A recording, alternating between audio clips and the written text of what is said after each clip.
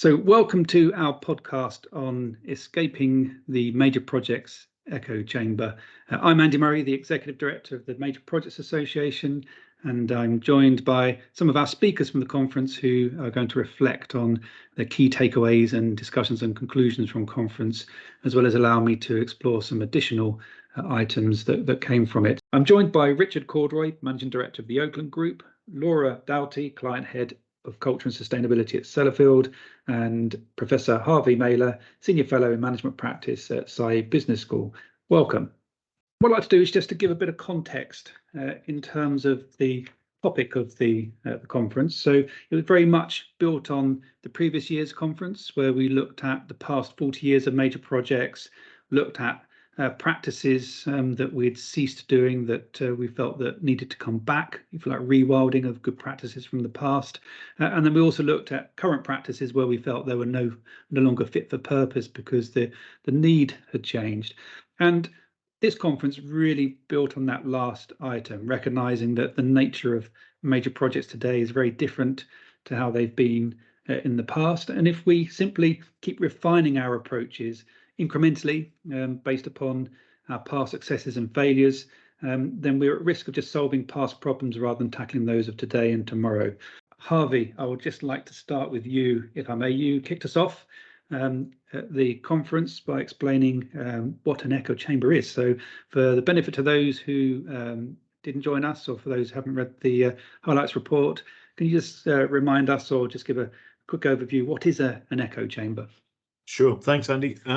One of the things we notice about the major projects world, and that's what started the conversation off, is that things are changing, but maybe not fast enough. And in industries where we see that change is absolutely fundamental, how do we explain that things are moving far more slowly than we might rationally expect?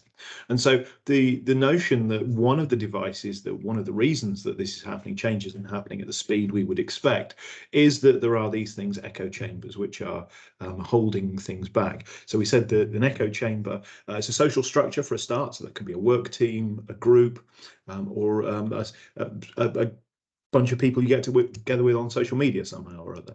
That it's deliberate in its selection of who's in and who's not, and this is a really important piece. It's then deliberately excluding voices from outside. The effect is that then particular values, beliefs or practices become established within the group, and the group doesn't like much challenge to them coming, particularly from those nasty outsiders. And so anybody who does challenge will then be actively discredited, which takes out the outsiders, but builds up those internally. And lastly, that the characteristic that you say, well, why do people become part of these? Well, sometimes it becomes a form of psychological safety, that within the echo chamber all is good, nobody's disagreeing with me, nobody's shouting at me, and those people outside, well, they're the ones who are wrong. Richard, I'd like to come to you next.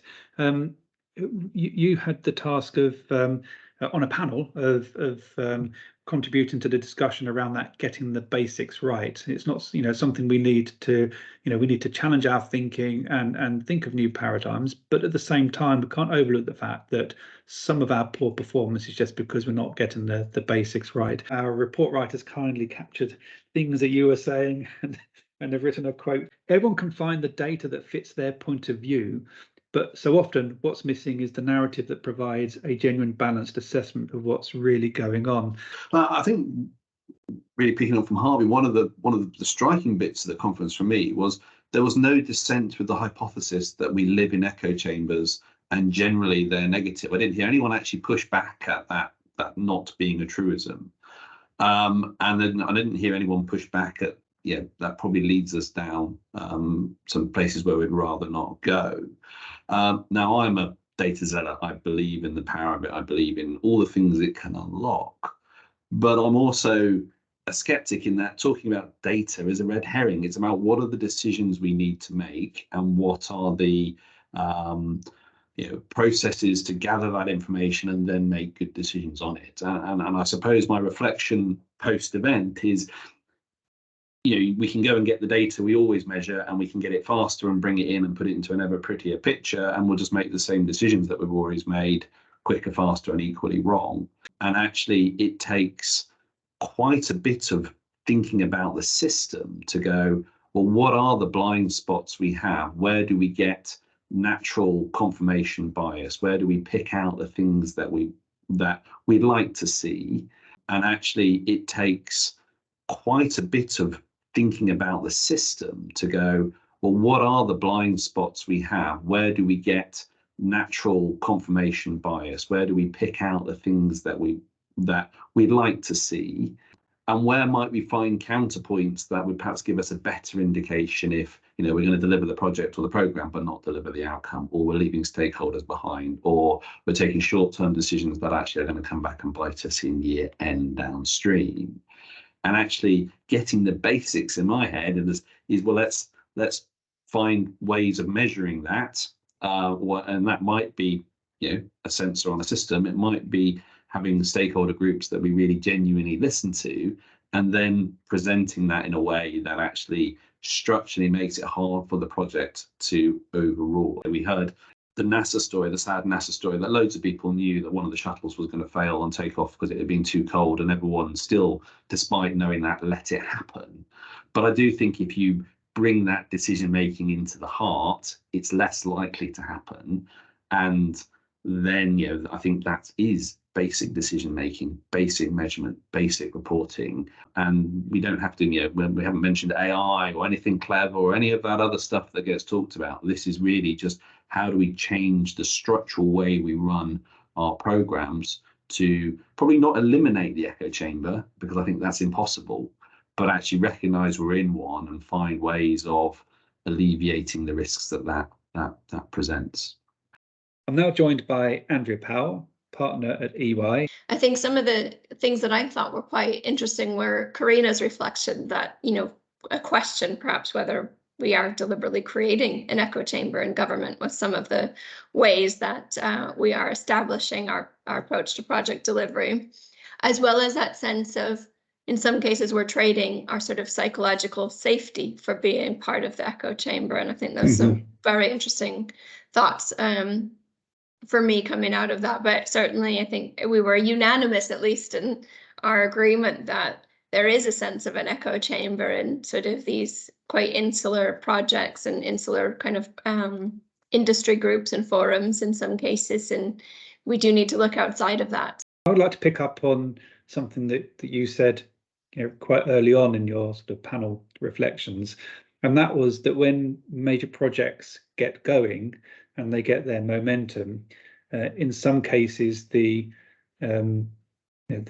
commitment to the project means that you get this groundswell of movement that the project must carry on and must succeed, even if perhaps the evidence and the data and the performance is showing that the best outcome might be to either stop the project, recast the project, or perhaps just do that orderly close. I think there's this sort of thing that we need to do more of, which is think and then act. It's a sort of thinking fast and slow approach that Daniel Kahneman has put forward.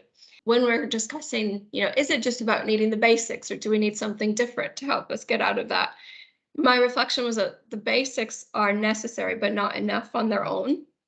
And we know that our ability to influence project success is in those very early stages. And I think so much of what we're doing in those early stages is really kind of focusing on sort of what we're doing from an engineering or a technical solution, and not necessarily so much about why we're doing it and the purpose and the kind of link to, in particular, some of the great things like the model for the built environment, transforming infrastructure performance has set out. It's like, how do you create those links to those outcomes and kind of driving up to those SDGs? But equally thinking about how we're going to do it. And I thought, moving to the Project 13 model that we saw in the afternoon of the conference is certainly something we see a lot of kind of leading clients taking a different approach to how they're going to deliver. Starting to kind of triangulate all of this, but equally stepping outside of your project and think what is your project's role in the whole system of the built environment that exists, and how is it going to, interact and impact and hopefully make more than the sum of its individual kind of benefits parts when it joins that system. We often hear the talk of thinking outside the box. But when I was listening to the panel, I was thinking it's more a case of not thinking outside the box, but listening outside your bubble. I like that concept of listening, because I think, well, that's a skill of any leader, obviously. Mm-hmm. But as it relates to sort of project success, one of the examples we talked about was Crossrail, and Mm-hmm. people sort of thinking about those warning signs were maybe there, but people weren't sort of detecting them, or didn't feel like they heard them, or Mm-hmm. couldn't speak up to shout them loud enough, or whichever sort of way you want to look at it. So I think there is an element of, even in the sort of later stage or delivery stage of a project, being able to have that ear to the ground as to what's really happening.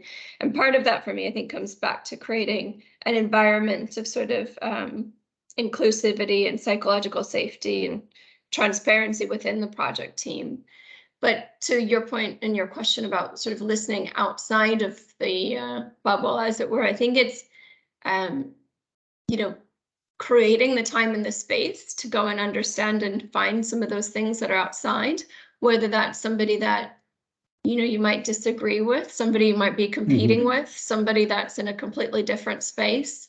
So I'm now going to turn to Laura in terms of your experience at Sellafield. Our report writers kindly captured something you said. What you said is that when you've proven that the traditional way, the way you've always done it, doesn't work for you anymore, you have to look at new ways of doing things. But I think that really does need a bit of bravery. And I just wonder if you want to perhaps share the experiences at Sellafield about how you went around confirming to yourselves you needed to do it in a new way, but then there were lots of others you had to persuade as well. So how did that sort of bravery come about, and how did you get it over the line? Our way of doing business wasn't working. We weren't delivering against any of the parameters that our stakeholders expected, whether it's time, quality, cost. That these we knew that it wasn't working, and there were lots of reasons for that. But we did a diagnostic, and we found that a lot of it was about being disjointed, both within Sellafield, with our supply chain. Was the short-term thinking. It was the not learning from project to project. It was the lack of collaboration. So we knew what wasn't working. So we had a starter in terms of that. And I guess with the bravery, because I guess most people, when they think of Sellafield, I think don't want to think of us as a risk-taking organisation. People want to know that that safety, security, sustainability are fundamental. So I guess if I think about what was brave, I think it was the fact that we took effectively 4 years to develop the model that we have now. So so effectively we spent a year on concept design, soft engagement, benchmarking, a year to build it, a year to procure it, and a year to secure the operations. So when it's not working, to take 4 years out to come up with a new way of working, I think it would have been perhaps the echo chamber was just band-aid it, do something quickly. But I think what's really important in that 4 years is that we went and we were really lucky. We met with lots of organisations like Heathrow, like Anglian, like McLaren, oil and gas. There is nothing in our model that is completely new. Everything in our model has been done by somebody else and tested. We didn't want to be at the bleeding edge. What is new and what is potentially brave is the way we've put it together. And I think that the thing that certainly most people wanted to ask about at the conference was the fact that we've taken a 20-year approach, and that our partners have signed up to contracts for 20 years, which I think both at the time we did it and now is still seen as unusual, certainly through the knowledge share sessions that we go to. But it absolutely has worked for us. It does take that extra work. You do have to do more work around the construct and how it's going to work. And there's a whole range of things we can talk about if you want to, about how we've made that 20-year model work. But it's certainly addressing so far, from the benefits and the cost savings and the productivity gains we're making, it's certainly achieving that long-term thinking, is achieving what we wanted it to in the model 4 years in. So what I'd like to do now is perhaps just go around our virtual room and just ask sort of your either top tips or key takeaways. What have you taken away from conference? Now you've had a time to reflect on some of the great conversations we had. I think actually one of the things that came out was, and I think this is actually true over the last couple of years, is actually the optimism in the room. I think there's a genuine desire that major programs, big capital, particularly infrastructure, doesn't always get kind of the best best look in society, and a feeling that actually we are part of the solution and we need to do big, bold things if the world is going to address the problems it has. And really across the last couple of years, the degree though that we need to change to make that a reality. And I think people seem generally, and certainly the people who come to these sort of conferences seem pretty keen to lean into that. And that's everything from, you know, recognizing that we do have to do some basic stuff better, yes, and more consistently, and that hasn't gone away. But we do have to recognize, you know, linear programming, hugely complicated systems that we are now engineering and all the rest of it requires perhaps a different mindset. And for me, you know, the echo chamber is a thing in its own right, but also just talk to that different mindset that perhaps people are leaning into, and how do we move then from that being a good intent and a very laudable aspiration to, well, actually, if we're going to address this, there are some hard things we need to start to think about how we change, particularly around how we set up projects and programs right at the outset. How do we commission, and how do we make sure that we, you know, someone calls out when we're not actually talking about outcomes, we're talking about just stuff from the outset. How do we break through procurement rules that either directly or just through convention encourage us to do much shorter contracts as opposed to much longer contracts? And actually, sometimes the echo chamber in reverse, sometimes short might be the right, but at least let's have the right conversation to get there. Yeah, great. Yeah, that reminds me of the discussion we had around the balance between the desire for order and the need for chaos, and how it's often the chaos that drives some of our innovations. So, you know, I wonder if that's a topic for another seminar or another discussion at another time. So thanks, Richard. So same question to you, Laura. What were your key takeaways or points of reflection from conference?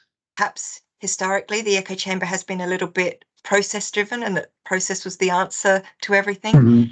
And I really felt heartened this time that I think we've moved beyond that now, and we're starting to see a lot more about what is going to be the human element to this, and the human voice in all of this, which I think is absolutely a positive step forward. Thank you, Laura. So Harvey, same question. We'd start with, there was general acceptance, which was great to hear, of that these things, echo chambers, number one, that they exist. Nobody crossed their arms and said, what are you talking about? And the recognition as well that these echo chambers are populated by people like us. You know, Richard mentioned confirmation bias there. You know, this is confirmation bias large. And applied at the group level. I think what I took was the huge amount of opportunity and activity that's going on. So likewise, absolutely heartened. And just to pick up the point about people, but part of that is leader behaviour. And so what we're looking for is leaders, a new breed of leader, which are clearly in existence today. That was made clear through many of the cases we heard, who are welcoming that steady stream of contrary evidence or counter arguments to challenge what's going on. That is actually designed and invited in, and they're continually questioning, you know, is this contract, is this team, is this structure, is the way we're working fit for purpose? And again, to hear that is just really, really heartening. They're not just pressing on regardless and hoping that the outcome this time will be different. So I left with a sense of, wow, we've got a group of people here who really want things to move on, and now move on at a pace, because some of the innovations we discussed had moved on really, really slowly. The technology opportunities, the people opportunities, the approaches to work opportunities have not been progressed and tried at a pace that would be consistent with the urgency of the need to improve performance in all of the areas that were represented at the conference. And I think now there seems to be a critical mass of people who are going strangely in the same direction. We just, of course, have to make sure that itself doesn't become its own exclusive, self-reinforcing group, and we fall into something else terrible instead.